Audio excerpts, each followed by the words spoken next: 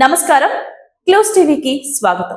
ఆక్రమణల తొలగింపుతో రైతులకు ప్రయోజనం. కాలువగట్ల ఆక్రమణలు తొలగించడం ద్వారా రైతులకు అధిక ప్రయోజనం కలుగుతుందని చింతలూరు నీటి సంఘం అధ్యక్షుడు గారపాటి శ్రీనివాస్ చౌదరి వ్యాఖ్యానించారు. చింతలూరు కనకదుర్గమ్మ ఆలయం నుంచి సద్దుపుడి వరకు జొన్నాడ వెదురుమూడి మీడియం కాలువ కుడి వైపు ఆక్రమణల తొలగింపు కార్యక్రమాన్ని ఆదివారం ఆయన దగ్గరుండి పర్యవేక్షించారు. గత కొన్ని ఏళ్లుగా ఈ కాలువగట్టు ఆక్రమణకు గురైన ఏ ఒక్కరూ పట్టించుకోలేదని తమ నాయకుడు బండారు శ్రీనివాస్ ఆదేశాలతో తన పరిధిలోని సాగునీటి కాలువలు అంశంలో పూర్తి ప్రక్షాళన జరిగే వరకు కంకణబద్ధుడై పనిచేయాలని నిర్ణయించుకున్నానన్నారు.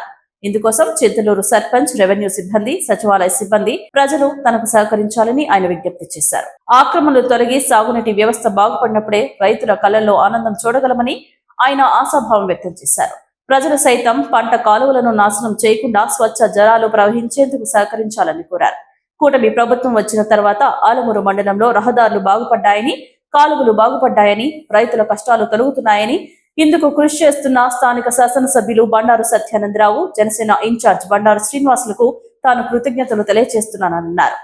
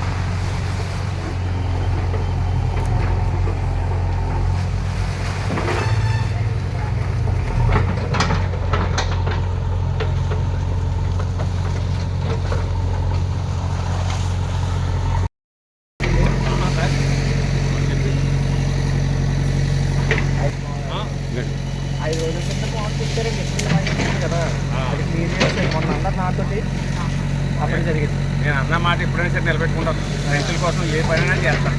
నేను చెప్తున్నాను కదా, ఆ రోజు అన్నాను, రోజు మొదలు చేశాను. ఇంకేదంటే పూర్తిగా క్లీన్ అయితే కానీ ఈ నీరు ఇప్పుడు బండారు సీన్ గారు నాకు పదవి ఇచ్చారు. ఇచ్చిన దానికి నేను న్యాయం చేయాలి.